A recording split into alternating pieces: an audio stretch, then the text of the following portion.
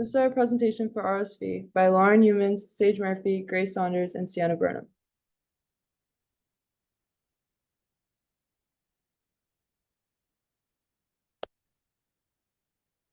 RSV is caused by an envelope virus with the genus name pneumovirus. The genome of RSV presents as a negative sense, single-stranded, and non-segmented. RSV affects the RNA rather than DNA, and RSV infects the respiratory system as a virus with similar symptoms as the cold or flu. So RSV is acquired through infected respiratory droplets. It's spread when someone who is infected with RSV coughs or sneezes, and the virus can live for hours on hard surfaces like countertops, crib, rails, and toys. So the virus enters your body when infected droplets enter your nose, eyes, or mouth. There are some environmental factors that can contribute to RSV, like children who attend daycare or have older siblings in school are at a higher risk to develop RSV, and the virus is spread seasonally with outbreaks occurring in the fall to the end of spring.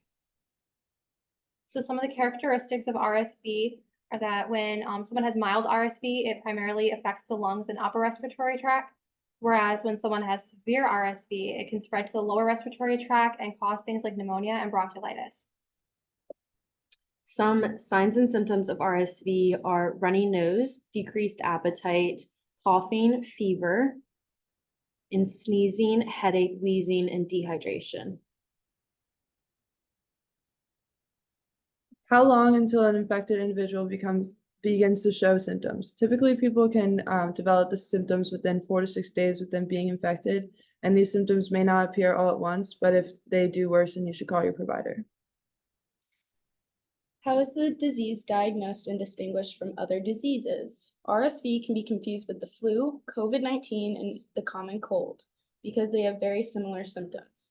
However, there are many diagnostic tests that can distinguish RSV from other diseases, including a complete blood count, which is used to detect white blood cells, blood cultures, which is used to detect bacteria or viruses present in the blood cell, a chest X-ray to determine if the lungs are inflamed, a sputum culture to determine if bacteria or viruses have entered the mouth or nose, and pulse oximetry to determine low oxygen levels.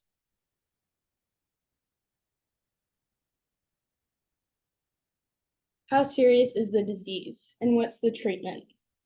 So RSV is a serious issue as it can lead to many other comorbidities, as well as hospitalizations in elderly and infant patients.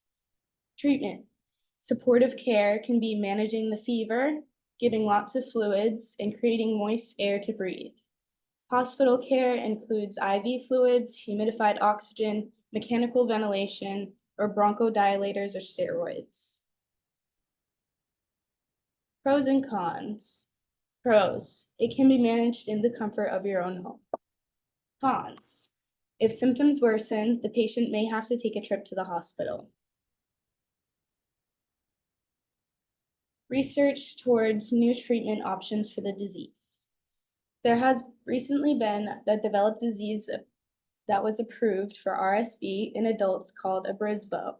The vaccine is recommended in clients older than 60, having illnesses such as lung disease, cardiovascular disease, neurological conditions, liver disorders, kidney disorders, diabetes, or a patient who is immunocompromised.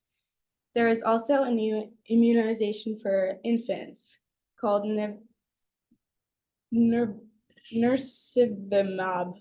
Studies show that the vaccine can last up to 4 or 5 months, which is the same timeline for RSV season.